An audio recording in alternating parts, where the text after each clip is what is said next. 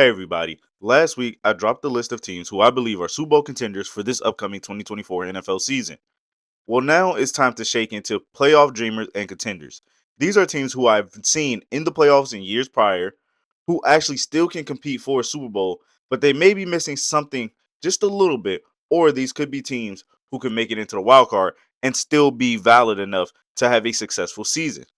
So let's start with the Detroit Lions. Coming off of last season going 12-5, they were honestly the best team in their division, and they're probably the most dominant team in their division. Now, what does that mean? Is Dan Campbell and the Detroit Lions just a one off, or is this a brand new look for the Detroit Lions? Amon-Ra St. Brown just signed a new contract. Jared Goff is going to look good. They've added some more pieces to the team. They are primed and ready to take on the NFC North yet again. Then I go to a team that's somewhat similar, but not really. I put them more in the Philadelphia Eagles similarity because they collapsed last season. We're going to go to the Miami Dolphins, one of the most explosive offenses in NFL football.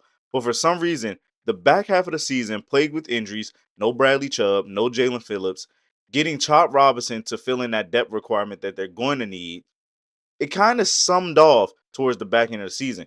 Tyreek Hill, he wasn't as explosive as they wanted to be, losing to the Kansas City Chiefs, and we could blame the weather, but just the offense overall did not look the same. Next, I have the Houston Texans. They are also a one-off team. Accelerated their rebuild process by getting CJ Stroud, but just added a bunch of more weapons. Getting Daniil Hunter, getting Stephon Diggs, drafting key guys like Kamari Lassiter. They've added a bunch of depth to this team, but not also star power to this team of a brand new mix of veteran and youth that can be on all sides of the ball. And this offense is still looking good.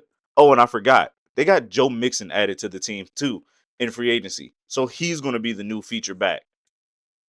After that, I have the Buffalo Bills, a team that's always in the playoffs, but just can't get past Patrick Mahomes just yet. This is why they're playoff dreamers. They're playoff contenders. Every year they're there. They're just Josh Allen has to find a way to get over the Kansas City Chief hump. But also, this is a new look for the offense. There's no Stephon Diggs. The receiving room looks completely different. Keon Coleman will be the number one receiver. So how will this offense look? The defense will look a little different. How will everything shape out for this team? Then I have the Green Bay Packers. You had a quarterback wait for 4.5 years to get his time to shine, and he took the ball and ran with it. He's going to be getting a new deal soon. And the receiving core under the Green Bay Packers looks really well.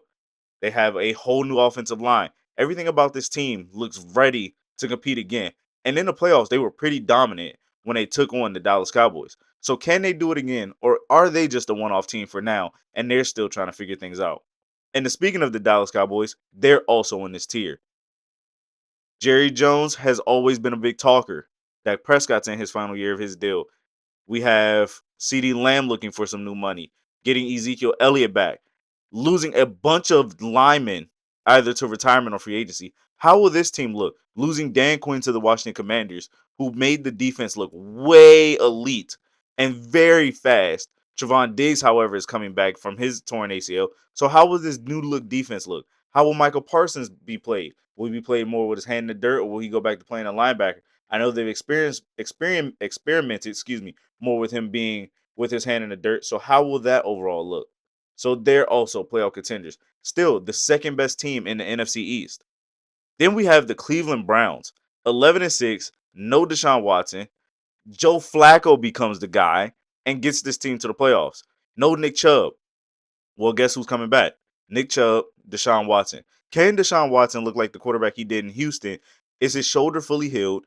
And Nick Chubb, is he going to be able to take the carries in a boatload? But also, there were trade rumors that Amari Cooper may be heading somewhere else for Brandon Ayuk. So, how will that team look?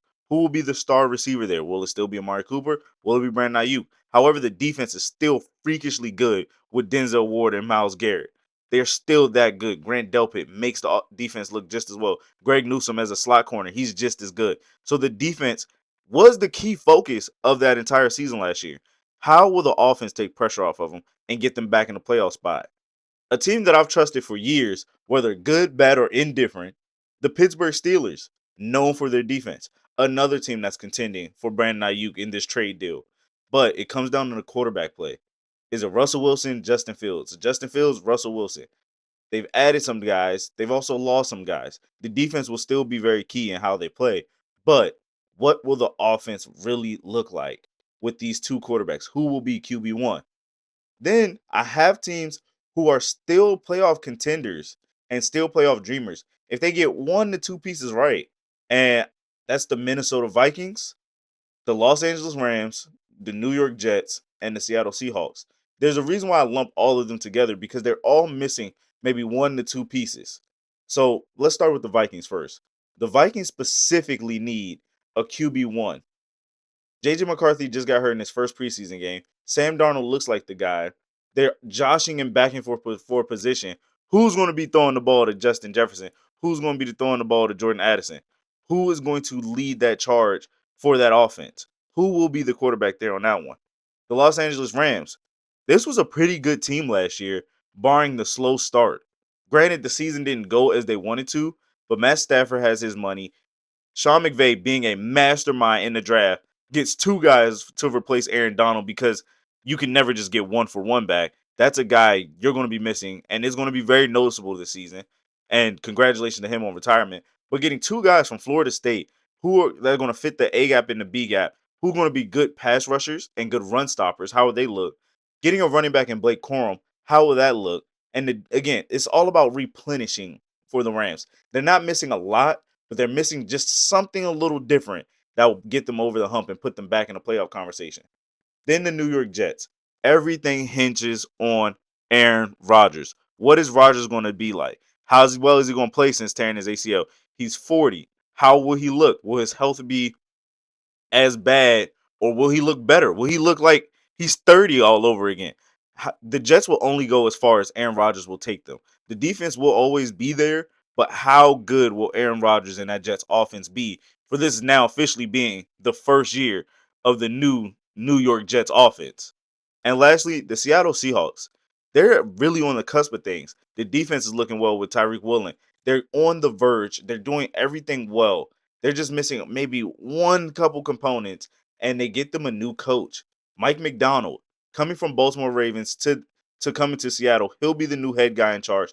How more aggressive will this defense look? What will the offense look like? I know Geno Smith is still taking over for the team, but trading for Sam Howell is a solid backup. What will happen? Is this going to be the transitional phase where Sam Howell could be the starting quarterback of the future and Geno finishes out his career in Seattle? But this team still stacks up very well amongst the NFC West. So those are all my teams that sit in the playoff dreamers and contenders file. If you think there's a team that belongs on the list, let me know in the comments. Next video, I'm going to drop into the almost there but not quite, which these are teams that are, like I said, almost there but not quite. They're missing more than one piece to be in the playoffs, or they could be the shocker of the season and be a random wildcard team or a team that runs rampant and messes up one of these two tiers teams that knock them out the playoffs. So you guys let me know what you think in the comments, and I'll see you guys at the next video.